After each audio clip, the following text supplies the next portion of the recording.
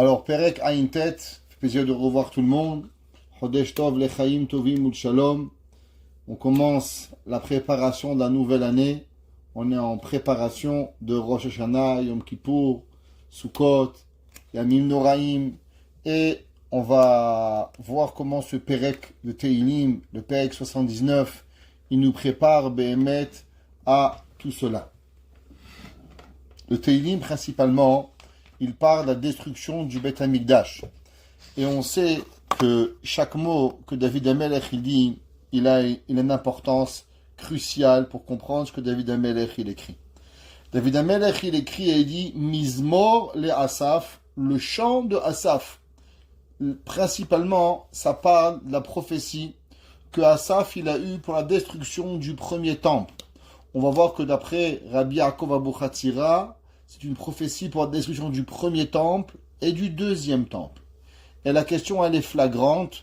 Pourquoi c'est marqué Mizmor, le chant de Asaf, quand la Midat Hadin, la Gevurot, les rigueurs sont rentrés pour détruire le temple?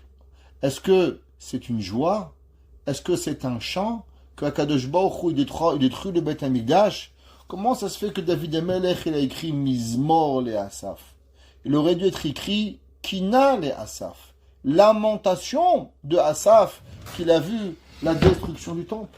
Alors pourquoi c'est écrit Mizmor le Asaf? Elohim Baou Ben Ahalat, ils sont venus la rigueur Baou, ils sont venus Goïm Ben Ahalatecha, les nations elles sont arrivées dans tes campements. Timou et Echal Kochecha, ils ont impurifié ton sanctuaire. Simou et Yerushalayim le'iyim, ils ont mis Yerushalayim en un tas. Ils ont détruit Yerushalayim. Alors comment se fait-il que David HaMelech il commence et il dit Mizmor? Hachamim ils nous disent que par la suite David HaMelech il va dire dans le Pasuk Gimel un verset que l'on dit à Pessah. Vous savez que le jour de Pessah et le jour de Tisha B'Av, ils sont reliés. Si Pessah il tombe mardi soir, Tisha B'Av il tombe aussi mardi soir. Si Pessah il tombe mercredi soir, alors Tisha B'Av il tombe aussi mercredi soir. Pessah et Tisha B'Av, ils ont une corrélation entre les deux. C'est pas pour rien que le soir de Tisha B'Av, il y a 3 semaines qu'on a lu et on a chanté une kina qui s'appelle Manishtana. C'est quoi Manishtana? Où on dit quelle est la différence? À Pessah, on boit du vin. À Pessah, on mange de la viande. On est heureux. Et à Tisha B'Av, on est triste et on est assis par terre. Et on a toute une chanson qui s'appelle Manishtana, une kina. Et dans le soir de Tisha B'Av et le soir de Pessah, on dit ce verset Shifru Damam Kamaim Sevivot Yerushalayim Ve'en Kover. Et par la suite, on va dire Shefor Hamatecha Alagoim. Comment on finit le 3e verre de vin? Au moment où on a fait le repas, on a mangé la ficomane, et juste avant de commencer le Hallel, alors on a fini le 3e verre de vin dans Birkat Hamazon, et on commence avec une phrase Shefor Hamatecha Alagoim. Déverse ta colère sur les nations. Pasuk Vav.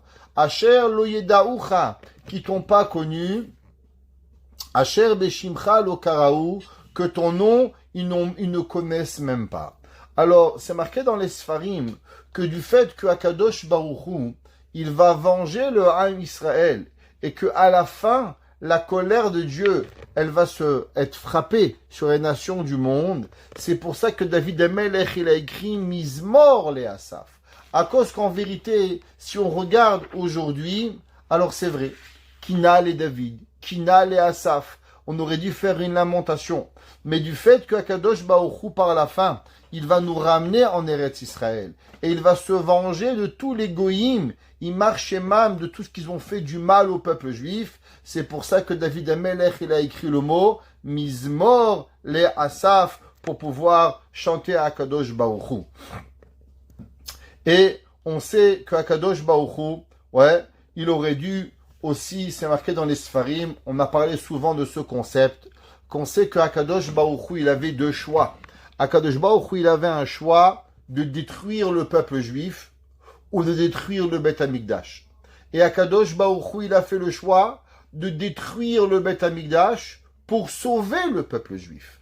Alors si on regarde la destruction du temple en tant que soi, on est excessivement peiné.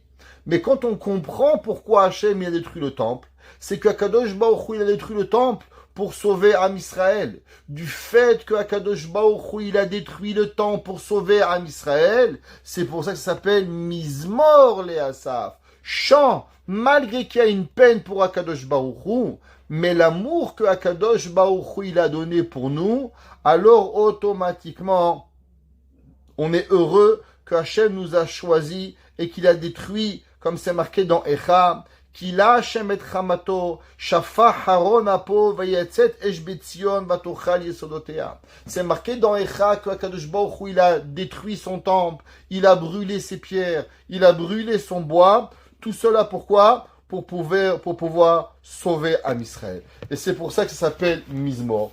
Souvent dans la vie, on a l'impression qu'une catastrophe. Mais quand on regarde avec le temps, ce qu'on pensait véritablement qu'était une catastrophe, eh bien en vérité, il nous a sauvé la vie. Combien des fois un homme il a un problème dans la vie, et pour lui la vie elle est totalement finie. Il a perdu son travail, sa maison elle n'a pas été achetée, il n'a pas pu faire A, il n'a pas pu faire B, et il est là. Il a une tristesse incroyable, il croit que le monde s'est arrêté. Quand on le regarde 20 ans plus tard, eh ben 20 ans plus tard, il vient de comprendre que ce qu'il a cru que véritablement était une catastrophe a été pour lui, pas une catastrophe, mais la plus grande des joies qui lui est arrivée. Pareil, le temple est détruit, et on peut voir ça comme la plus grande des catastrophes. Mais quand on regarde, pourquoi Kadosh Baruch Hu il a fait, alors Mizmor le Asaf. Il faut savoir que pour nous, ça a été la preuve d'amour que Akadosh Baruch Hu il a eu pour nous, quelque chose qui est incroyable. Que veut dire Elohim? On sait que Akadosh Baruch Hu il a deux noms. Il a le nom de Havaya, Yudke, Vavke, et le nom Elohim qui représente les Gvurot, qui représente les Dinim. Alors Akadosh Baruch Hu il dit, Mizmor le Asaf Elohim, Ba'u Goim Anachatecha. Que veut dire Elohim? Elohim c'est toutes les Gvurot qui viennent que Akadosh Baruch Hu il a fait que pour pouvoir détruire le temple Chave Shalom. Timu et Echal Kochecha. Qu'est-ce que ça veut dire Timu et Echal Kochecha? Vous savez, il y a une grande question qui est rapportée. Il y a un principe qui s'appelle que Mezakim Zakai Aide Zakai ou Mechayvim Chayav Alide Chayav. Exemple, un homme il reçoit une claque. À qui il doit en vouloir? A priori, si moi j'ai reçu une claque, c'est parce que je mérite la claque. Alors pourquoi je dois me fâché contre telle personne ou contre telle personne qui m'a mis la claque? Après tout, la claque, je dois la recevoir. Alors pourquoi je suis fâché contre telle personne? La réponse, elle est, c'est vrai, qu'en vérité, je dois mériter une claque. Seulement la raison, elle est pourquoi on a été choisi à toi pour donner une claque. Pourquoi on n'a pas choisi quelqu'un d'autre pour donner la claque? Ça veut dire la personne qui a été choisie pour pouvoir donner la claque, alors automatiquement, lui aussi doit se poser la question, pourquoi j'ai été choisi pour faire le mal et j'ai pas été choisi pour faire le bien? Dans la vie, il y a des gens qui ont été choisis pour amener un cadeau à une mariée, pour amener un cadeau à une mamie qui vient d'accoucher, il y en a qui ont été choisis pour annoncer une mauvaise nouvelle. Alors pourquoi toi t'as choisi pour amener une mauvaise nouvelle? Alors du fait que tu as été choisi pour donner une mauvaise nouvelle, alors toi-même tu dois te remettre en question pour pouvoir y arriver. Il y a une question qui est encore apportée, à savoir pourquoi les goïms, en tout cas Nebuchadnezzar, qui a été à Kadosh Baruch Hu, il lui a demandé de détruire le temple, il va être puni. Le Chaora, Akadosh Baruch Hu lui a demandé. Et comme on a expliqué au départ que la destruction du temple, c'est ça qui a sauvé le peuple juif. Akadosh Baruch Hu, la colère de Dieu devait s'affirmer dans le monde, et elle s'est affirmée à travers la destruction du temple pour sauver le peuple juif. Alors pourquoi Akadosh Baruch Hu, il va venir et il va punir Nebuchadnezzar? David Amelech, il dit qu'il faut savoir quelque chose. Que si les goïms, ils avaient fait seulement ce qu'on leur a demandé de faire, de détruire le temple, alors Chalasu Baruch, ils ne seraient pas punis par rapport à ce qu'ils ont fait. Akadosh Baruch Hu leur a demandé de détruire le temple, ils ont détruit le temple et ça s'arrête ici. Seulement David Amelech, il dit, les goïms, ils en ont profité. Au moment où Akadosh Baruch Hu a demandé aux nations de détruire le temple, ils ne se sont pas suffis de détruire le temple. Qu'est-ce qu'ils ont fait? Itimu et echal kochecha. Ils ont impurifié le temple. Comme ce qu'on a rapporté dans un cours dernièrement à propos de Titus, que Titus il a amené un Sefer Torah, il a amené une prostituée, et dans le Kodesh HaKodashim, il a pris le Parochet, il a pris un Sefer Torah, il a amené une prostituée, il a fait une Avera dans le Kodesh HaKodashim. Au temps des Grecs, qu'est-ce qu'ils ont fait? Ils ont pris un cochon, ils l'ont apporté, ils l'ont sacrifié dans le Kodesh HaKodashim. Sur ça, David HaMelech, il dit, c'est vrai qu'on méritait que le temple soit détruit, mais est-ce que Akadosh Baruch Hu a demandé cette méchanceté, cette haine, cette profanation aux Goïm, du fait que les Goïm, ils ont apporté à Akadosh Baruch Hu et qu'ils ont fait plus que ce qu'on leur a demandé. Ils ont impurifié et ils ont détruit le temple d'une façon qui était malsaine. C'est pour ça que Akadosh Baruch Hu, il va venir et il va les punir. Ils vont prendre Jérusalem et ils vont les casser. Vous savez que les Goïm, si vous connaissez un peu historiquement, il y a énormément de vidéos aujourd'hui qui circulent sur ce que était Jérusalem, comment elle était glorieuse, et qu'est-ce que les Goïm ils ont fait. Les Goïm ne se sont pas suffis juste de détruire le temple, il y avait des murailles, il y avait des portes, il y avait des arcades dans Yerushalayim qui étaient magnifiques. Et les Goïm, qu'est-ce qu'ils vont faire pour s'assurer que Jérusalem soit une honte de l'humanité? Ils vont saccager Jérusalem. C'est pas si vous rentrez un petit peu à l'espace du Kotel, à l'extérieur, vous voyez toutes ces pierres énormes qui sont tombées. Et la question, elle est, mais ces pierres, comment elles sont tombées? Il aurait fallu, même si le temps, des millénaires, les pierres ne seraient pas tombées. La réponse, c'est vrai, c'est que les pierres n'auraient pas pu tomber. Et pour que ces pierres soient saccagées, ces portes sont cassées et que ces murs, ce sont les armées de Titus qui sont venus et qui ont cassé, qui ont détruit, qui ont pillé pour détruire Jérusalem. Et c'est ça que le passouk qui dit « Samu et Yerushalayim le'ayim » Ils ont mis Jérusalem comme un tas. Ils ont complètement détruit Yerushalayim pour pouvoir, malheureusement, faire sentir comme si qu'ils avaient détruit Akadosh Baruch Hu et que Akadosh Baruch Hu n'était pas plus fort que eux et que eux ils avaient cette force de pouvoir y arriver. Et le passouk qui continue et il dit Natnu et nivlat avdecha ma'acha leof. Vous savez que dans le peuple juif, il y a une halakha qui est très importante, que même si dans l'époque du Beth Amikdash, on avait le droit de tuer certaines personnes, le Beddin avait le droit de vie ou de mort, et qu'un Beddin qui tuait généralement une fois par 70 ans, et s'il tuait plus que ça, il s'appelait un Beddin qui était assassin. Il y avait la peine de mort qui pouvait être donnée, mais on l'a laissé vraiment seulement à des moments particuliers. Et la Torah nous dit que même un homme qui avait la plus grande des punitions, ce qu'on appelle sékila, lapidation, et après la lapidation, il devait être pendu. Et la Torah nous dit attention, quand le soir arrive, assure-toi d'enterrer la personne. Chez nous, dans le peuple juif, une des plus grandes mitzvahs, c'est d'enterrer un homme. C'est pour ça qu'un Kohen Gadol, il s'impurifie pas à sa femme, il s'impurifie pas à son père ou à sa mère ou à ses enfants, Barminan, s'ils sont morts. La seule et unique personne pour qui il a le droit de s'impurifier, c'est un Met Mitzvah. Qu'est-ce que c'est un Met Mitzvah? Si le Kohen Gadol est en vacances, il marche dans la rue, il voit un juif, il a l'obligation de le prendre sur son dos, de le prendre dans sa voiture, de l'amener quelque part et pour pouvoir l'enterrer. Laissez-moi vous raconter la grandeur de la mitzvah d'enterrer. Vous savez, aujourd'hui, il y a une hécatombe dans le peuple juif, en France et en Amérique, à propos de l'enterrement, qui est que beaucoup de personnes, ils pensent qu'ils font du bien à la nature en se faisant incinérer. Ils pensent que c'est bien, pourquoi dépenser de l'argent pour se faire enterrer? Alors, ils veulent se faire incinérer, lo aenu velo alechem. Si vous avez des proches, des parents, des oncles, des grands-mères qui sont pas religieux. Et vous savez peut-être que vous pouvez pas les ramener à la Torah. Mais demandez-leur une seule chose. À toutes les centaines de personnes qui écouteront ce cours ce soir, écoutez, et je vous en supplie, cri du cœur.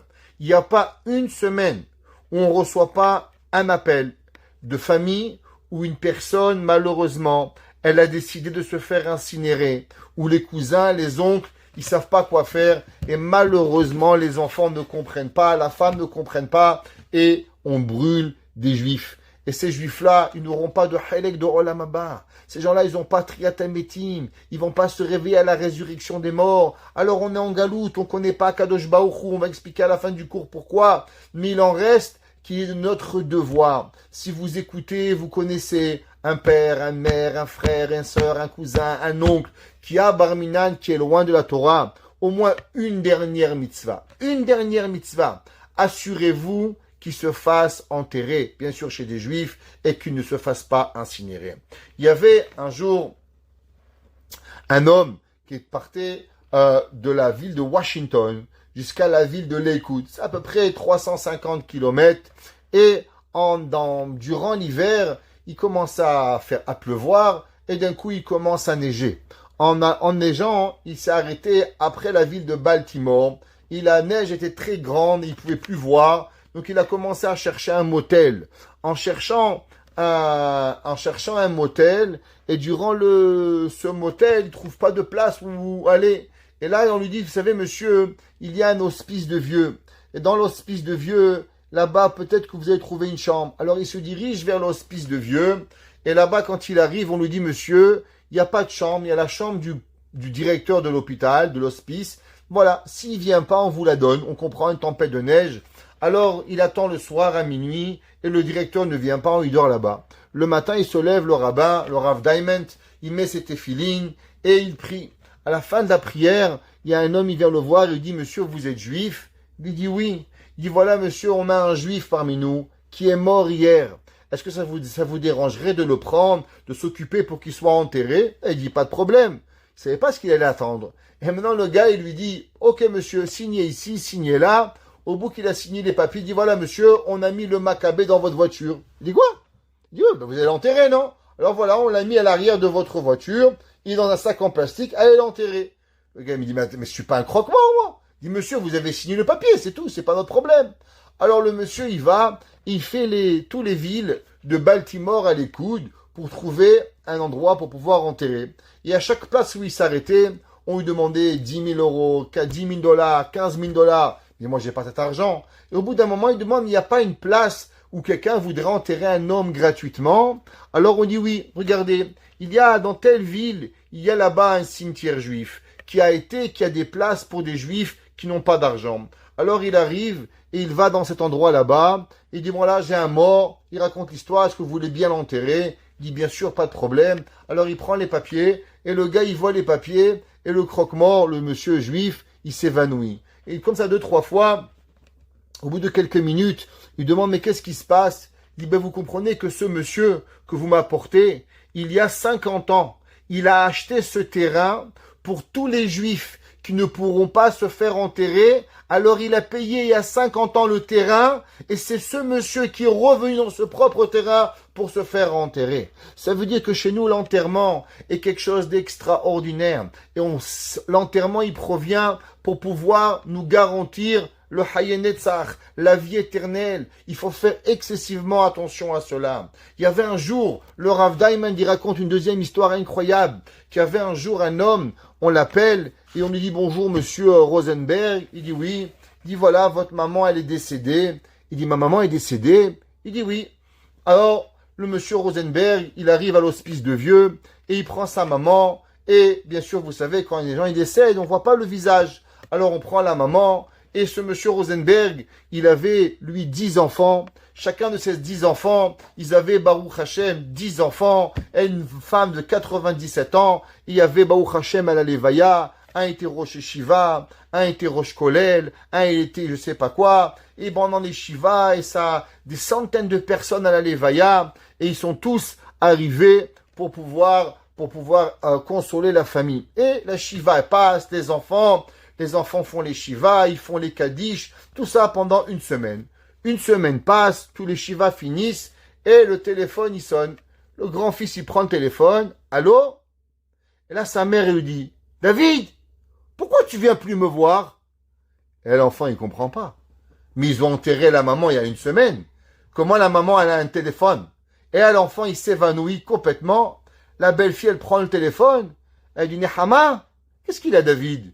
Pourquoi il ne vient plus me voir? Qu'est-ce qui se passe? Et là, il dit, mais mamie, où vous êtes? Il dit, mais je suis à l'hôpital, je suis à l'hospice de vieux. Tous les jours, mes enfants, ils viennent me voir. Ça fait une semaine, personne n'est venu me voir, tout va bien. Et là, ils ne comprennent pas qu'est-ce qui arrive. Ils appellent l'hôpital. Ils disent, excusez-moi, on ne comprend pas, vous nous avez dit que notre mère, elle est morte. Et maintenant, on reçoit un appel de notre mère qu'elle est vivante. Il dit 2 minutes, ils font un repas, ils disent, désolé, il y a 2 Madame Rosenberg. Une Madame Rosenberg qui est morte, mais c'était pas votre mère, désolé. C'est quoi, c'est pas notre mère? Mais on l'a enterrée, on l'a pleurée, on a fait Kaddish, on a fait Ashkaba, on a tout fait. Comment c'est possible que c'est pas notre mère? Il dit, désolé, il y avait un 312, un 313 de Madame Rosenberg, et la Madame Rosenberg qu'on a enterrée, c'est pas la bonne. Désolé, on s'est trompé de famille. Alors vite, ils vont voir leur maman, ils sont contents, Baruch Hashem, c'est pas leur mère qui est morte, et ils sont heureux, ils viennent la voir. Et le frère, ce monsieur David, il se renseigne, il dit, bon, on va appeler au moins la famille, leur dire où elle a enterré leur mère. Alors il appelle la deuxième famille, il dit, oui, bonjour monsieur Rosenberg, désolé de vous dire, votre mère, elle est morte. Il dit, ma mère, elle est morte. Il dit, surtout ne l'enterrez pas. Il dit, pourquoi? Il dit, parce que je veux brûler ma mère. Il dit, pourquoi vous voulez brûler votre mère? Il dit, parce que nous, on n'est pas religieux. Mais ma mère, elle avait une demande. Toujours, elle priait une seule chose. Elle priait qu'elle se fasse enterrer comme la Torah d'Israël. Elle voulait être enterrée avec Kaddish. Mais moi, je crois en rien. Et je lui ai promis que le jour où elle va mourir, je l'enterrerai pas. Je la brûlerai et je lui ferai pas de Kaddish. Alors, s'il vous plaît, ne l'enterrez pas. Je veux m'assurer qu'elle va être brûlée. Et là, elle lui dit, je suis désolé de vous dire que votre mère, sa prière a été exaucée. Il dit, qu'est-ce que ça veut dire? Il dit, non seulement elle a été enterrée, mais elle a eu 400 personnes à sa levaya. Elle a eu 10 enfants qui ont fait Kaddish. Elle a eu une cérémonie pendant une semaine. Elle a tout eu. Ça veut dire à combien la tfila d'être enterrée. Bil'am Arasha, il a dit, Tamot nafshi mot yesharim. Bil'am Arasha, il a dit, je veux mourir comme un juif. Hakadosh Baruch Hu, il lui a dit, pour mourir comme un juif, il faut vivre comme un juif. Mais il en reste que dans le Ham Israël, une des pires choses qu'on peut avoir, c'est de ne pas être enterré.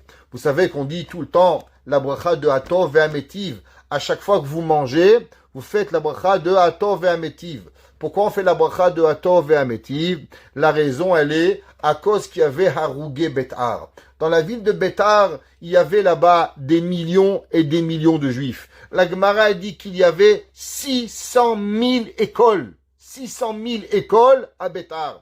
Et dans chaque école, il y avait combien? 600 000 Talmidim. Et malheureusement, dans la ville de Betar, ils ont tous été tués. Et pendant 7 ans, les goyim ne vont pas laisser les juifs enterrer leurs morts.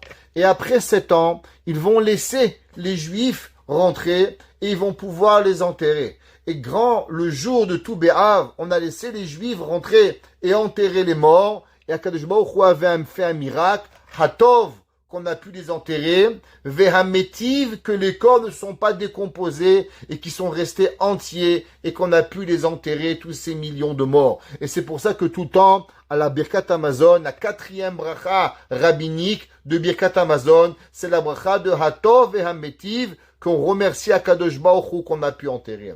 Une chose que les goïms, ils ont voulu à travers les générations, prenons dans la 2e guerre mondiale, ils ont brûlé les corps. Pourquoi ils ont brûlé les corps? Eh bien, malheureusement, pour ne pas nous laisser avoir une part au Olam Haba. Ça veut dire que c'est pas rien que ils marchaient même les nazis, nous ont pris, ils nous ont brûlés dans des fours crématoires. C'est pas pour faire disparaître les corps. Il y avait une volonté à l'intérieur pour enlever de ces nations-là, quelque part, la part de Olam Haba à Am Israël. David HaMelech, il dit, dans Pasuk Bet, Natnu et nivlat avdecha ma'acha le'of hashamayim. Les goïms, qu'est-ce qu'ils ont fait? Quand ils ont tué les juifs dans le premier temple, non seulement ils les ont tués, mais ils les ont mis à manger pour que les aigles, les vautours, ils mangent les corps et qu'ils les empêchent d'avoir une part au Olam Haba. Besar chasidecha, la chair de tes justes, l'achiot aretz, pour pouvoir vivre sur la terre. Et là, Rashi, il pose une question. Rashi dit, je comprends pas ce pasouk. Il dit, Rashi, qu'est-ce que ça veut dire? Bessar Chasidecha, la chair de tes justes. Mais on sait qu'au moment du Beth Amikdash, la Gemara dit pourquoi le temple a été détruit? À cause qu'il faisait Avodah Zara, Gilouy Arayot et Shefichut Damim. Il faisait l'idolâtrie, il tuait les gens, il faisait malheureusement les mariages incestueux. Alors pourquoi ça s'appelle Bessar Hasidecha, la chair des gens justes? Non, la chair des méchants. Pourquoi ça s'appelle Bessar Hasidecha? Écoutez qu'est-ce que Rashi dit. Dit Rashi vehalo reshaim hayu. Il dit Rashi mais ils étaient des reshaim. Et là, Mishe Kiblou pour Anutam. Il dit Rashi à partir du moment où ils ont été reçus leur punition, Hare Hem Chassidim. Ils sont devenus des Chassidim. Vechen Omer Venilka Chicha. Kivan Shelaka Chichaou. Il dit Rashi, c'est vrai, mais du fait que maintenant ils sont morts, du fait que maintenant ils ont été punis, à cause qu'ils ont fait une Avera, alors au moment de la punition, qu'est-ce qu'ils sont? Ils sont devenus des chassidim. Ils sont devenus des personnes qui sont des gens justes. Comme ça que Behemet, la Gemara, dans Masechet Sanhedrin, page 47a, la Gemara demande la même question. Et elle dit, comment c'est possible qu'ils sont ceux-là? Et là, vous savez, je voudrais ouvrir une parenthèse. Il y a quelques années de ça, 3-4 ans, il y a un rabbin, en tout cas, un gars qui se prend pour un rabbin, qui a fait une conférence. Où dans cette conférence, il a dit une chose catastrophique. Sans dire la shonara, mais quelque chose qui a marqué l'humanité, la planète au complet. Dans son cours, il a dit, pourquoi les gens ils pleurent sur l'Holocauste? Pourquoi ils appellent ça 6 millions de saints qui sont morts à Auschwitz et dans les camps de concentration? Et il ne faut pas oublier que malheureusement, 90% des juifs qui sont morts n'étaient pas des gens religieux, pas des gens qui faisaient Shabbat, pas des gens qui faisaient Kippour, pas des gens qui faisaient Sukkot. Alors automatiquement, il n'y a pas à pleurer sur eux. Il y a à pleurer seulement sur un petit nombre de juifs. Mais tous les autres, du fait qu'ils ne faisaient pas la Torah, il n'y a pas de lieu de pleurer sur eux. Ce qui a créé tout un émoi dans le peuple juif. Tous les rabbinim du monde, ils sont sortis contre ce Rav. Et ils ont même voulu le mettre en hérem. Comment c'est possible qu'un homme, il a pu parler contre le peuple juif et de dire qu'on ne devrait pas pleurer sur les 6 millions de juifs du fait que ces juifs-là, ils n'étaient pas Shomer Shabbat. Il y a une autre question qui est rapportée. La semaine dernière, j'étais dans une communauté où j'ai rencontré un Rav. Et ce Rav, il a donné un cours où j'ai assisté. Et dans ce cours, il a raconté une histoire. C'est un Rav qui est un Kohen. Et donc, bien sûr, il ne peut pas aller pèleriner. Comme il ne peut pas aller pèleriner, alors son cousin, il lui a demandé, il dit, viens avec moi, je vais t'amener quelque part de très spécial. Alors, il l'a amené dans le mont Herzl. Et là-bas, on voit tous les juifs, tous les soldats qui ont été tués en Eretz Israël, telle année. Et bien sûr, il y a un ordinateur et vous pouvez voir chaque personne. Alors, il a vu ses amis, ses copains, toutes les personnes qu'il connaissait, qui étaient passées par l'armée israélienne et qui ont été décédés, ou bien dans la guerre de 6 jours, la guerre de Kippour, et ainsi de suite, dans les guerres qui ont suivi. Par la suite, ce Rav-là, il a pris un taxi pour pouvoir rentrer à Yerushalayim. En prenant le taxi, il lui demande qui vous êtes. Je suis Rav Intel, d'où vous venez? Il dit avant d'Australie, maintenant je suis en Floride. Et il a dit, est-ce que vous avez entendu parler du Rav Shlomo Zalman Auerbach? Il lui a dit, oui, bien sûr. Et il lui a dit, vous savez que le Rav Shlomo Zalman Auerbach, il était mon voisin. Et chaque fois que le Rav Shlomo Zalman Auerbach, il cherchait un taxi, c'est moi qui l'appelais. Et très souvent, le Rav Shlomo Zalman Auerbach, il me demandait de l'apporter au mont Herzl pour pleurer et pèleriner les soldats israéliens. Et on s'est connu que le Rav Shlomo Zalman Auerbach, il disait que si un homme, il veut prier sur la tombe de saint, alors qu'il vient prier sur la tombe des soldats israéliens. L'histoire, elle est belle, l'histoire, elle est sympathique, Mais est-ce qu'il y a une source talmudique à cela, qu'une personne, malgré qu'il n'est pas Shomer Shabbat, il s'appelle un saint? Alors, Behemet, c'est une Gemara. La Gemara, elle dit la chose suivante. Et la Gemara, elle demande, comment c'est possible que le passou qui dit Bessar Chasidecha, la chair de tes gens saints, la chiot arrête de vivre sur terre. La Gemara, elle dit, vous savez, il y a un principe. La Gemara dans Masechet Chagiga, on a déjà ramené souvent cette Gemara, et la Gemara a dit la chose suivante. La Gemara dit que chaque âme qui passe et qui meurt de ce bas monde, quand elle va arriver dans le Olam HaEmet, elle doit passer à travers un mikvé, que ce mikvé, il va purifier son âme pour se présenter devant Akadosh Baruch Hu. Et la Gemara a dit, c'est quoi ce mikvé? La Gemara a dit, il y a un fleuve.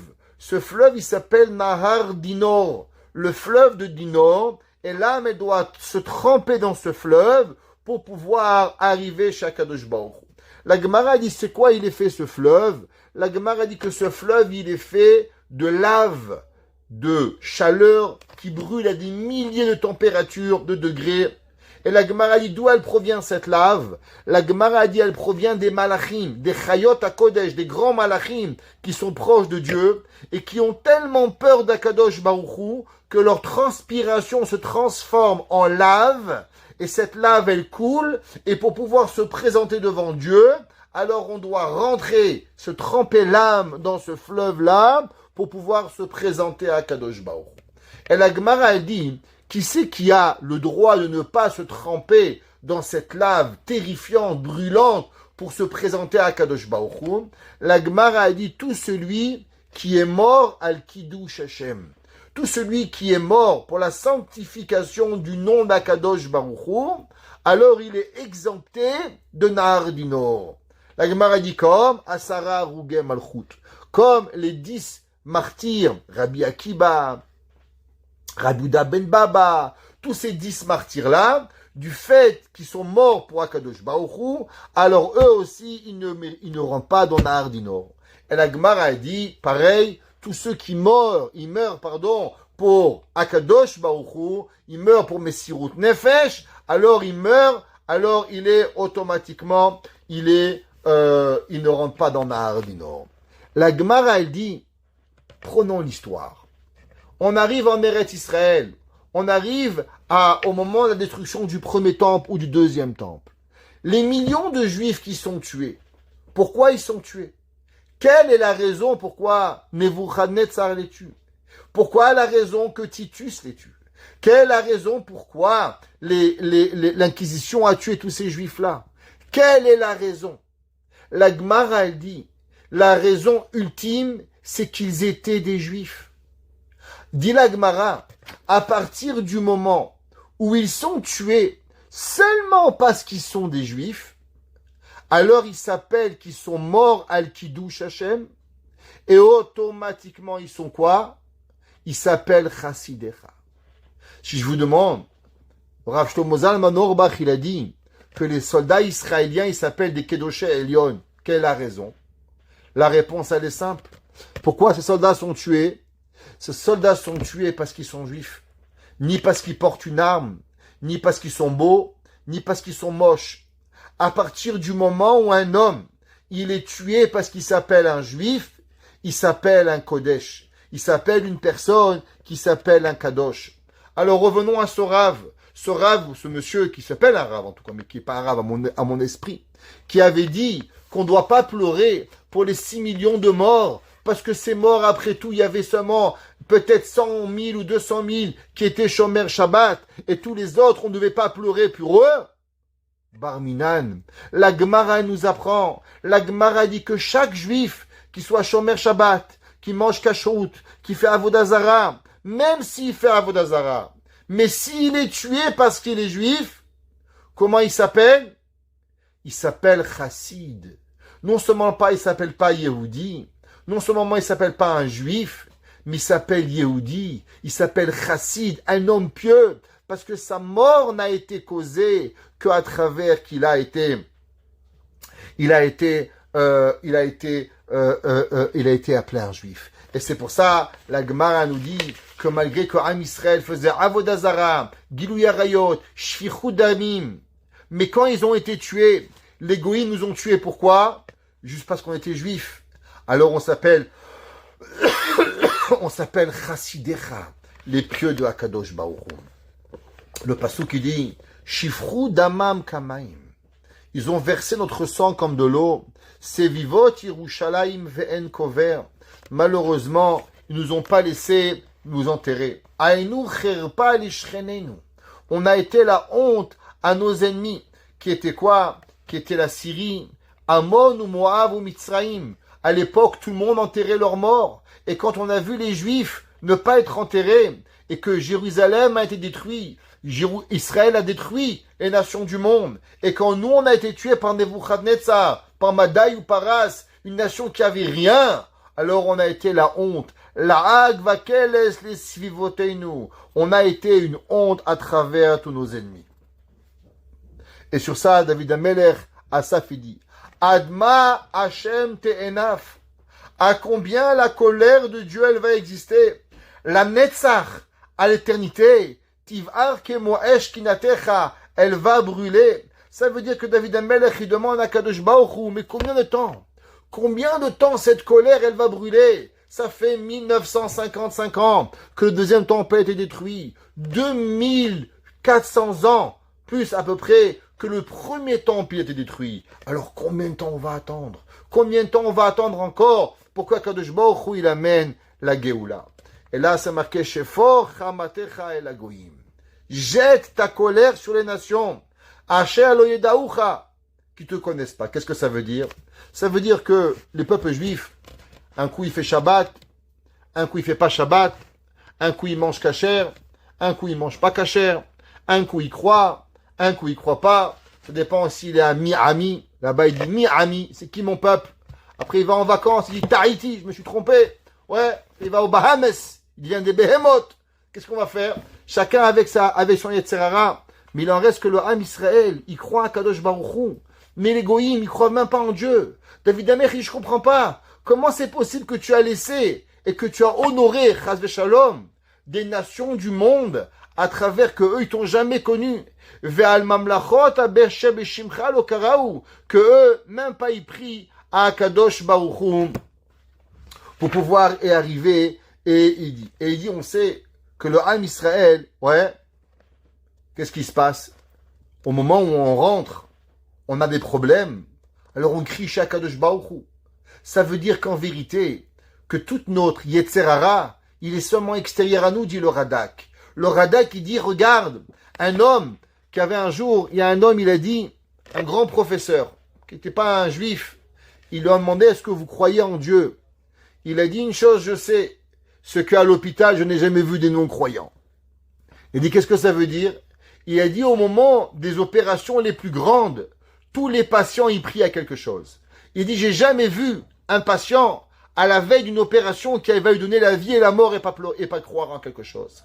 Un goy, il a dit, le non-émouna, ça n'existe pas. Le athéisme existe seulement dans la richesse. Quand l'homme va tout va bien, alors automatiquement il est athée. Mais l'homme qui a béhémet une Sarah, alors il est mamine. Encore plus le Ham Israël. Dès qu'il arrive le moindre problème, alors, Yarbi, Kadosh Baruch Hu, il prie Hachem. David Amelech, il dit, comment tu nous as laissés pour des nations avec laquelle, pour eux, on n'a rien? Raconte le Rav Edelstein. Le Rav Edelstein, il dit, on sait que les goïms, qu'est-ce que ça veut dire? Shemofo chamatecha ala goïm. Il dit, pourquoi déverse ta colère sur les goïms? Il dit, il faut savoir que le plaisir du goy, ouais, c'est de faire du mal aux juifs. De la même façon que vous avez un plaisir d'acheter à vos petits-enfants, de les faire sourire, de faire plaisir à votre père, à votre mère, à votre époux, à votre épouse. On a un plaisir qui est ça. Les goïms, regardez, un goy on va dans le monde aujourd'hui, une montée d'antisémitisme terrible. Il y a des gens, ils viennent gratuitement, ils saccagent des synagogues, ils font des mal à des personnes. Pourquoi? Reste chez toi, mange, bois un café, Ribono Shalom. Va te fumer un joint, va au casino, qu'est-ce que tu vas? Pour t'embêter les gens. Il dit le Rav Edelstein, il faut savoir que de la même façon qu'un juif, il a un plaisir à faire plaisir à Hachem, il a un plaisir à prier, il a un plaisir à faire du chesed, il a un plaisir à faire du bien, les goïms, ils ont un plaisir, malheureusement, à nous faire du mal. Vous savez, il y avait un goy, Marchemo Ben Zicho, Eichmann. Eichmann, il s'est sauvé en Argentine. Et quand Eichmann, il s'est sauvé en Argentine, après il a été attrapé. Et quand Eichmann, il a été attrapé, alors il a dit, moi, on ne peut pas me juger. Pourquoi? Parce que moi, j'étais un soldat. Et moi, on m'a dit faire A, j'ai fait A, j'ai fait B, j'ai fait B. Moi, je peux pas être puni. C'est Hitler qui doit être puni. Moi, je peux pas être puni. Quand on a arrêté Eichmann, vous savez, vous connaissez, il a été arrêté en Argentine, il a été venu en Israël, il a été jugé en Israël, il a été pendu et après il a été brûlé, et après on a pris ses cendres, on les a éparpillées sur la Méditerranée. Pourquoi on a éparpillé ses cendres? À cause qu'Eichmann, il avait dit, je me lèverai de mon tombeau pour tuer des juifs. Alors on lui a dit, même un tombeau tu n'auras pas. On va prendre tes cendres, on va les éparpiller. Et dans une cassette, on a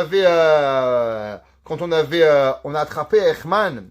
Alors Eichmann, il a dit que dans une cassette, écoutez cela, il s'était en Argentine après la guerre, il dit qu'il était fier de participer à qui c'est qu'on devait tuer, qui avait le choix de vivre, qui avait le choix de mort, qui c'est qu'il devait faire. Et Eichmann, il a dit une phrase qui va être la fin de sa vie, avec ça il va être condamné à mort. Eichmann, il a dit, on n'a pas assez travaillé et j'ai de la peine qu'on n'a pas assez tué assez de juifs. Et c'est sur cet enregistrement que Eichmann a été condamné. Ça veut dire qu'un homme, il a pu voir 6 millions de morts.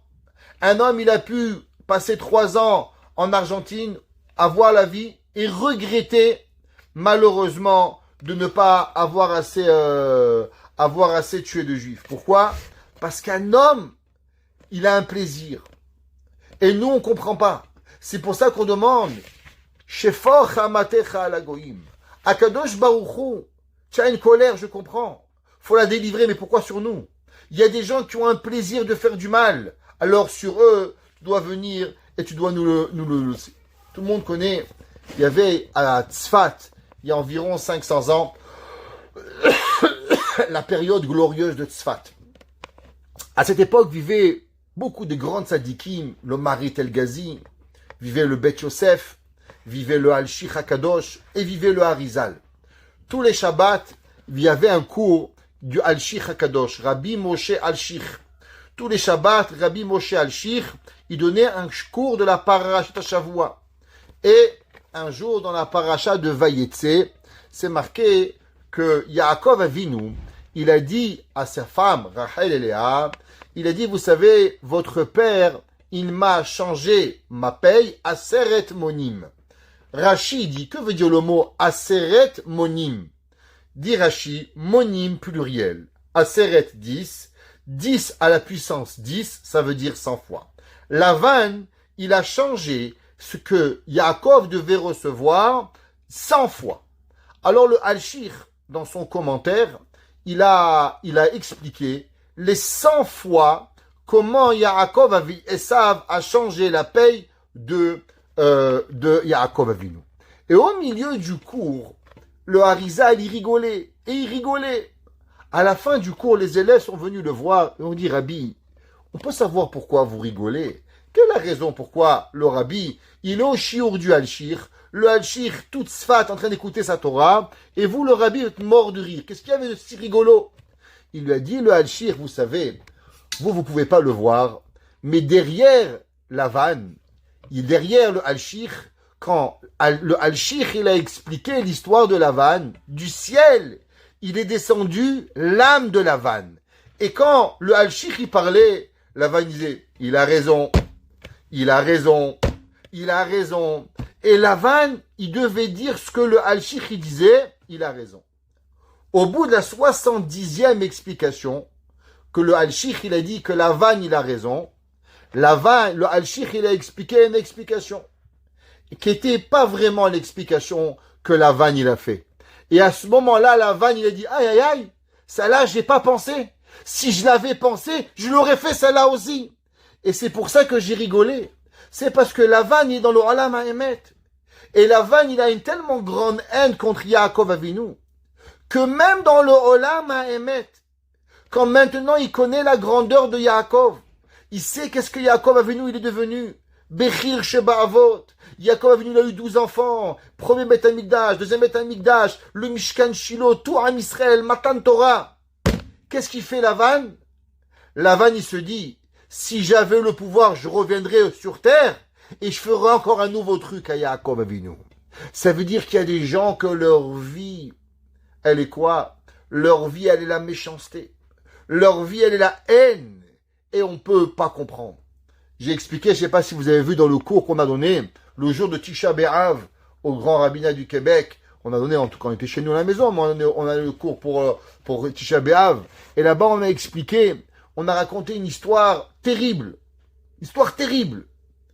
Il y a un jour un homme, la veille de Kippour, 5 minutes avant Kon Nidré, il est en mahaloket, en discussion avec quelqu'un, et il appelle cette personne, et il insulte de tous les noms.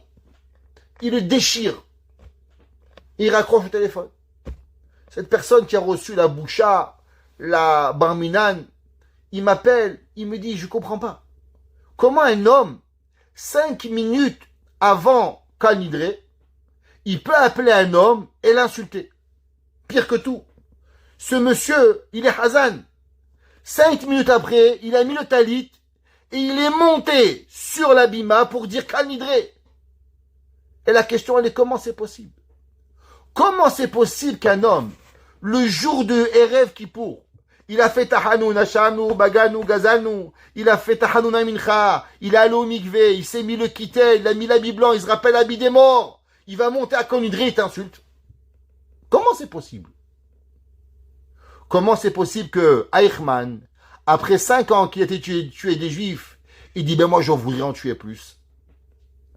La réponse, c'est qu'il y a des gens que la méchanceté, elle est tellement grande chez eux, qu'ils vont être dans le Olam HaEmet, comme Lavan. Lavan, dans le Olam HaEmet, il ne veut pas voir le Emet. Vous savez pourquoi? Parce que sa vie, c'est un mensonge. On peut voir le mensonge devant nous. On peut voir Kippour. On peut voir Tisha B'Av. On peut voir Sukkot. On peut voir Rosh Hashanah. J'ai écouté quelque chose il y a quelques mois, qui m'a détruit le cœur. Un rave que je connais très très très bien, un rave, un dayan, dans notre Keïla, qui était rave dans une communauté, dans une choule. Et dans cette synagogue, il y a eu une machloket. Il y a eu une discussion, est-ce que ce rave devait continuer à être rave ou ne devait pas continuer à être rave? Il y a à peu près une vingtaine d'années de ça, 20-25 ans de ça. Et le rave, il est monté le jour de Rosh Hashanah pour sonner le chauffard. Et il y a un homme qui a décidé, ni d'Adam ni d'Ève, ni les rabbins, ni les présidents, que c'est lui qui devait sonner le chauffard.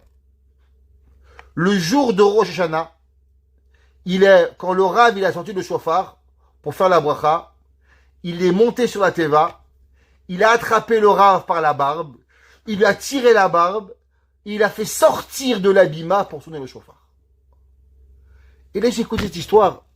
Je vous dis, pendant une demi-heure, je tremblais. Un gars, le jour de Rosh Hashanah, pour sonner le chauffard, il a frappé un juif. Il a fait honte à un rave. Mais comment c'est possible? Comment un homme, il peut arriver à oublier la raison qu'on sonne le chauffard? De frapper le rave dans une synagogue pleine à craquer, pleine, 300-400 personnes, un homme, il peut venir et il peut frapper un rave. Pire que tout. Moi, ma plus grande question, c'est comment les gens sont restés. Comment pas toute la synagogue, ils sont pas partis de la synagogue. Oublie le chauffard. Oublie tout. Comment c'est possible? La réponse, c'est qu'en vérité, une personne, si elle se remet pas en question, si elle s'arrête pas un moment dans sa vie, eh ben, on peut voir une horreur, une catastrophe devant nous, et pourtant, on peut ne pas continuer. Il nous dit le Rav Yaakov Meir Scherter. Le Rav Yaakov Meir Scherter, il dit, qu'est-ce qu'on a appris de ce Rashi? Qu'est-ce qu'on a appris de ce Rashi incroyable que Rashi nous a enseigné? Que Rashi, il a dit qu'en vérité, un homme, dès qu'il a reçu la moindre punition, alors automatiquement, il s'appelle un tzaddik, il s'appelle un Oved Hashem, il s'appelle quelque chose qui est incroyable. Vous savez, il y avait un jour, je ne sais pas si vous connaissez le Rav Abraham Abitbol de Côte-Saint-Luc. Alors, il a un père, il s'appelle le Rav Abitbol à Strasbourg. Et tous les Shabbats, c'est comme ça un peu philosophe, hein, et en sortant de la synagogue, il y avait un juif, tous les Shabbats, il attendait devant la synagogue avec une cigarette. Et il disait, Monsieur le rabbin, vous savez, je suis un apikoros, je suis un picabat. En un mot, je suis un penseur et je ne crois pas en Dieu par volonté. Et le Rav Abitbol lui disait, non monsieur, vous êtes seulement un amarat, un amaretz. Il dit pourquoi? Il dit pour être un apikoros, il faut étudier. Et quand tu étudies, après tu peux choisir que tu veux pas. Mais un homme qui a jamais étudié la Torah, alors il est juste un amaretz, il est rien. Il est rien du tout. Dans la Torah, on a trouvé 3 genres de juifs qui font pas la Torah. On a ce qu'on appelle les minimes, des gens qui croyaient seulement à la Torah Shibirtav. On a des apikorsim. C'est quoi? Épicure. C'est quoi l'apikorsim? Ça vient du mot épicurien. C'est quoi les épicuriens? Les gens qui veulent pas se priver. C'est quoi par principe la Torah? La Torah, on pourrait dire en 2 mots, c'est 2 choses. 1, la soumission. 2, la structure. Un homme qui comprend ces 2 choses-là, il peut être un juif. Qu'est-ce que ça veut dire la soumission? La soumission, c'est de savoir qu'il y a toujours plus grand que toi. Tu peux pas tout comprendre, tu peux pas tout avancer. Il y a toujours un rave, qui tu es, Akadosh Baruch Hu. Et 2, une structure. Combien tu manges, combien tu bois, qu'est-ce que tu fais? Ça n'existe pas la Hefkerut. Vivre la vie comme toi tu la veux, c'est impossible. C'est quoi un épicurien? Où il y a de la gêne, il n'y a pas de plaisir. Les épicuriens sont des gens qui veulent profiter de la vie jusqu'à leur maximum. La Torah, elle rejette. La Gemara, elle dit, c'est quoi un homme qui n'a pas chelek olam haba? La Gemara, elle dit, elu apikorsim. Et la Gemara dit, c'est quoi un apikoros? Tout celui qui dit man hanel rabanan, celui qui n'a pas la emunat chachamim, celui qui comprend pas au chachamim, que les chachamim sont devenus nous donner une structure, alors lui il s'appelle un apikoros. Il y a les minimes, des gens, les réformés, qui veulent réformer la Torah, qui veulent faire ce qu'ils veulent, quand ils veulent, comme ils ont envie. Ils veulent pas se soumettre à Tosfot, à Rashi, au Shulchan Aruch, au Rambam, au Ramban, au Arizal, à tous nos grands maîtres de la Torah, pour pouvoir avancer, ça s'appelle un minime. Ouais. Mais non, la majorité des juifs, ils sont quoi? La majorité des juifs, Hazve Shalom, de croire que ce sont des mauvaises personnes. Am Israël, ce sont des juifs qui sont incroyables, qui ne connaissent pas cette histoire magnifique de Rabbi Levi Yitzhak de Berditchev. Il y avait un jour le Rabbi Levi Yitzhak de Berditchev, il est dans la synagogue, il voit un homme qui fumait la pipe. Il va le voir et il dit, mon fils, est-ce que peut-être que tu as oublié que c'est Shabbat? Il dit, non, Rabbi. Il dit, est-ce que peut-être que tu as oublié qu'on n'a pas le droit de fumer la pipe Shabbat? Il dit, non, Rabbi.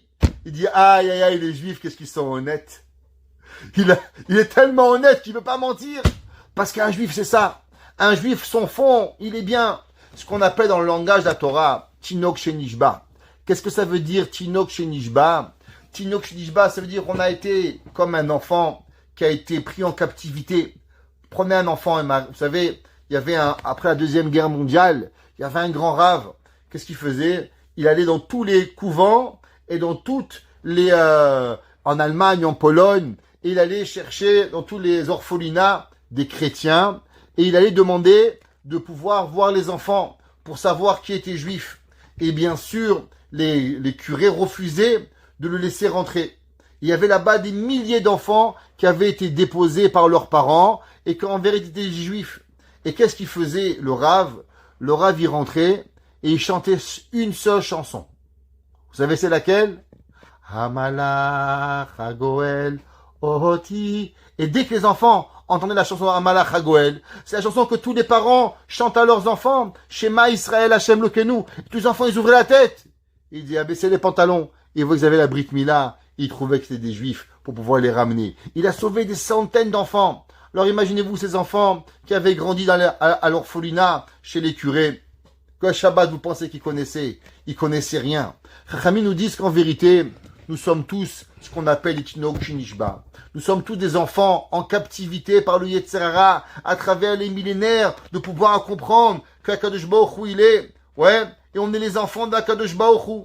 Seulement, on est seulement sale, on est seulement crado, à travers tous les péchés de nos parents, nos grands-parents, nos arrière-grands-parents, de nous-mêmes, que nous avons fait.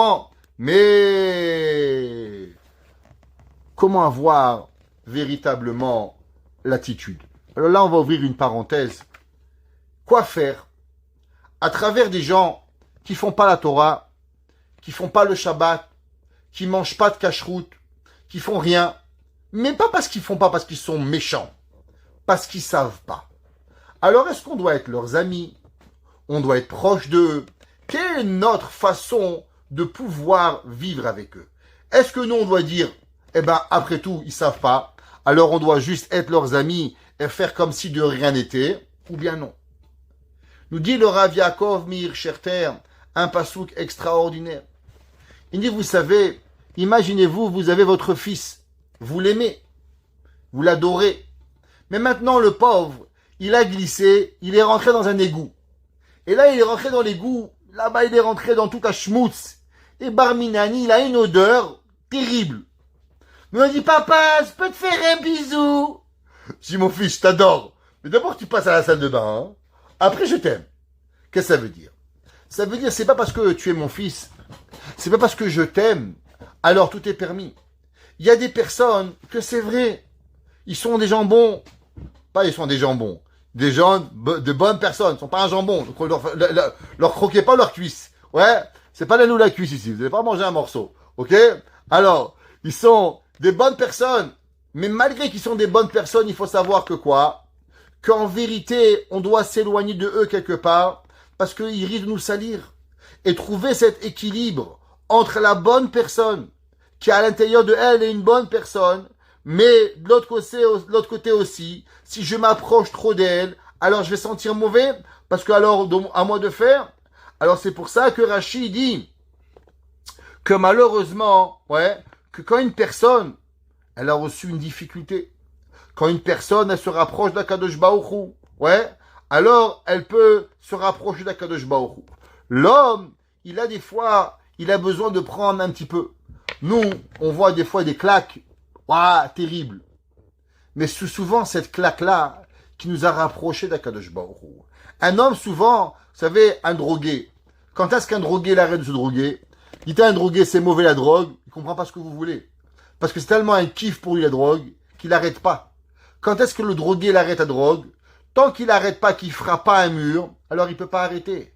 Tant que le drogué, il va pas lui arriver. Moi, je connaissais un monsieur, il conduisait en état d'ivresse. Je dis attention, monsieur, il n'écoutait personne. Mon père lui disait, un beau jour, samedi soir, il est parti à Nice, je me rappelle, et il s'est retrouvé sur la promenade des Anglais, deux roues sur la route, deux roues sur le mur. Il s'est réveillé à 6 heures du matin, avec la police autour. Il se réveille. Et là, il a compris.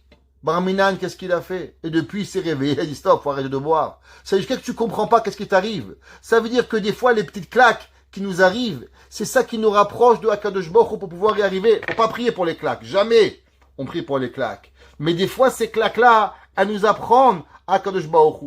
Ouais. Alors, pareil, l'homme, il doit savoir qu'en vérité, derrière chaque juif, il y a un diamant. Un diamant extraordinaire qui peut devenir un chassid. C'est quoi un chassid? Un chassid, c'est une personne qui comprend à un moment qui il est. Seulement un diamant, même s'il est tombé dans la schmutz, alors pour pouvoir le sortir, ça salit les mains. L'homme, c'est pas parce que c'est dans la schmutz qui s'appelle pas la schmutz. Il peut être le plus gros diamant.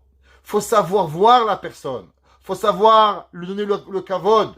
Mais c'est pas parce que je te donne le kavod que je m'approche de toi sans faire attention. L'homme, il doit garder cet équilibre, à savoir surtout avec la famille. Souvent, les familles, on veut s'approcher d'eux, seulement on sait pas trop comment. C'est mon père, c'est mon frère, c'est ma sœur. Comment trouver la bonne équilibre? Le respecter. parce qu'il est une bonne personne, parce qu'il a Halek Elokim Imal, parce que Rashi a dit qu'il peut s'appeler Chassidecha, des gens qui avaient fait Avodazara, Gilou Yarayot, Shfichou Damim, ils avaient fait toutes les avérotes du monde, et pourtant en une seconde, comment ils se sont appelés? Ils se sont appelés Chassidecha, des gens pieux. Comment ils sont arrivés à des gens pieux? Ils sont arrivés à des gens pieux parce qu'en vérité, le Ham Israël, il est pieux. Le Ham Israël, il est quelque chose de pouvoir arriver à pouvoir faire ce que je veux. C'est marqué dans les rabbinats de Breslev. Il dit, vous savez, on est dans le Chodesh HaElul, le mois de Elul. C'est quoi le mois de Elul? Chez les Sefaradim, on dit les Silichot, et on va commencer. El Melech Yoshev, Shema Israël, Amonayu Elokim. On est Mamlich HaKadosh Baruch Hu. On se prépare pendant un mois à arriver au jour de Rosh Hashanah où on va dire Adonai Elohim, Adonai Elohim, Hamelech HaKadosh. Qu'est-ce que c'est le roi HaKadosh Baruch Hu, la Malchut HaKadosh Baruch Hu? Qu'est-ce que ça représente? Rabbi Nathan de Breslev, il explique et il dit qu'est-ce que ça veut dire Baou Goyim ben Achatecha Timu etechal kochecha.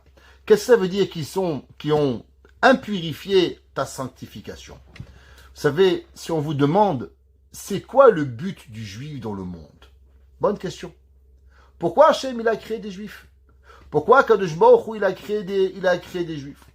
À quoi elles servent ces mitzvot? Des fois, on se demande une question. Est-ce que Béhémet, je devrais mettre ma kippa? Est-ce que je devrais mettre mes tzitzit? Est-ce que je devrais mettre mes téphilines dans l'avion? Comment vivre? C'est quoi être un juif? Rabbi Nathan de Breslev, il dit une phrase. Tout le reste de la Torah, je pense, est un dérivé à cette phrase. Il dit la chose suivante. Ikar avodat ha'adam. Le principal du service de l'homme, les galotes kevodo yidbarach, de dévoiler la gloire d'Akadosh Baruch Hu, kirag bishvil ze nivra. Tu sais pourquoi tu as été créé? Pour un principe, dévoiler la malchut, la gloire d'Akadosh Baruch Hu. Quand un juif il se comporte bien, quand un juif il fait Shabbat, quand un juif il fait Kippour, quand un juif il fait Sukkot, quand un juif il vole pas, quand un juif il est honnête, quand un juif il fait le shalom, quand un juif il fait ce qu'il a besoin de faire, alors on est mégalé kevod Hashem barach.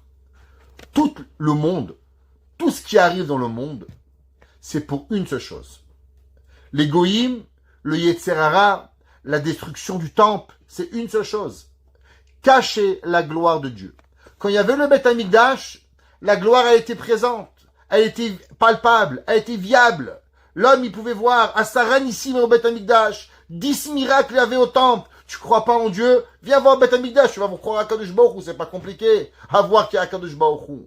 Toute la raison de la chava du Beth Amikdash, c'est seulement pour une raison, pour cacher la gloire d'Akadosh Baruch Hu. Et c'est pour ça qu'en vérité, qu'est-ce que la Gemara a dit? La Gemara a dit que chaque génération, le temple a été détruit. Il n'a pas été reconstruit, c'est comme si il a été détruit. Qu'est-ce que ça veut dire? Parce qu'en vérité, on a deux destructions du temple. On a la destruction du temple générale, et on a la destruction du temple à l'unité, ce qu'on appelle Beklal ou Biprat, à l'individualité. Quand un homme, il se laisse attraper par le Yetzer Hara, et qui ne dégloire pas, il ne fait pas déclarer la gloire de Kadosh Baruch Hu, alors en vérité, ça s'appelle quoi? Une harchavat habayit. Si un homme, il a un pouvoir, de pouvoir faire montrer c'est quoi un Israël, parler bien, se comporter bien, vivre bien, faire montrer à tout le monde qui nous sommes le peuple juif, et qui se laisse entraîner par son Yetzer Hara, et il ne fait pas dévoiler la gloire de Dieu, il dit Rabbi Nathan de Breslev, alors ça, ce qu'on appelle la destruction du temple. Et il dit, il faut savoir, Vikar avodatenu le takenzot, tout le service de l'homme depuis la création du monde, l'ishtadel bechol yamenu, pour essayer de toute notre vie, les varer ou les halot ou les galot, hakavot, shenestav et ne'elam al yadam. Toute notre vie, elle est pour un seul principe, dévoiler la gloire d'Akadosh Baruch Hu, à travers tout ce qui t'arrive.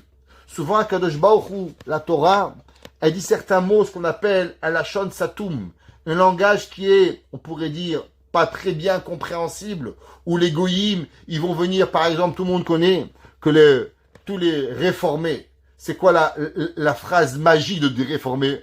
Maïmonide a dit qu'il faut pas être extrémiste. Il faut aller le chemin du milieu. C'est la phrase magique de tous les réformés. En un mot, quand tu fais Shabbat, t'es extrémiste. Quand tu fais, il faut laisser faire, allez, prends la voiture, c'est pas grave, mange du cochon, c'est pas grave, sois pas extrémiste. Ouais, la phrase magique de tous les réformés qu'ils ont inventé. C'est quoi? C'est de cacher la gloire d'Akadosh Baruch Hu pour pouvoir y arriver. Et c'est ça qu'on dit en vérité. Qu'est-ce que c'est? Au moment de Shabbat, on vous dit la Kiddusha, Kadosh, Kadosh, Kadosh, Al-Na'et Tsevaot Melo Kol Haaretz Kevodo. Et là, qu'est-ce qu'on dit? Kevodo, Male Olam, ou Mesharetav Shoalim, Aye Mekom Kevodo. Et les anges demandent Aye Mekom Kevodo. Qu'est-ce que ça veut dire Aye Mekom Kevodo? Parce qu'en vérité, la gloire de Dieu, elle se dévoile au moment où l'homme, il la dévoile à Kedusha d'Akadosh Baruch Hu. L'homme, il est venu dans ce monde, pourquoi? Pour une seule raison, pour dévoiler la Malchut d'Hashem. C'est quoi Rosh Hashanah? Rosh Hashanah, c'est ramener Akadosh Baruch Hu dans le monde. Baruch Ata Hashem HaMelech HaKadosh, HaMelech HaMishpat. On nomme Akadosh Baruch Hu, on sonne le chauffard pour se rappeler que quoi? Qu'Hashem il est HaMelech. Rabbeinu Nissim, il dit pourquoi on sonne le chauffard? Pour se rappeler comme un roi. Un roi, il arrive en ville, on sonne les trompettes. Pareil, Malchuyot, Zichronot, Shofarot, tout cela c'est pourquoi? C'est pour glorifier Akadosh Baruch Hu. Toute notre vie, elle est basée sur une seule chose. Sanctifier la gloire de Dieu. Notre vie, à tous les jours, on doit arriver et on doit servir à ce qu'Akadosh Baruch Hu, il soit glorifié. Alors qu'Akadosh Baruch Hu, il mérite. Et c'est pour ça qu'on dit ce pasouk qui est Shefor Hamatecha ala Goyim. Quand est-ce qu'on le dit? On le dit à Pessah. Pourquoi on le dit à Pessah? Au moment où la gloire de Dieu, elle a été grande. Tout le monde entier, Shamu Amimir Gazoun, Chilahaz, Aznifal ou Alouf et Edom. Tout le monde a pu voir la force d'Akadosh Baruch Hu. Alors au moment où la force de Dieu, la gloire de Dieu, elle est rapportée sur terre, c'est ce qui va donner la force à Akadosh Baruch Hu. Shefor Hamatecha ala Goyim. Jette ta colère sur les nations du monde. Asher lo achal, lo yadeucha, lo bishimcha lo karaou. Et avec ça, Bémet, on peut aspirer qu'Akadosh Baruch Hu, va'anachnu amecha vetzon maritecha, comme c'est marqué au dernier verset, et nous, ton peuple, tes moutons, nos délecha, on va te remercier à tout jamais. Les dor vador ne saper tilatecha, et à tout jamais, on va rapporter la gloire de Akadosh Baruch Hu, le binyan ashlishi bimera biyamenu. Amen.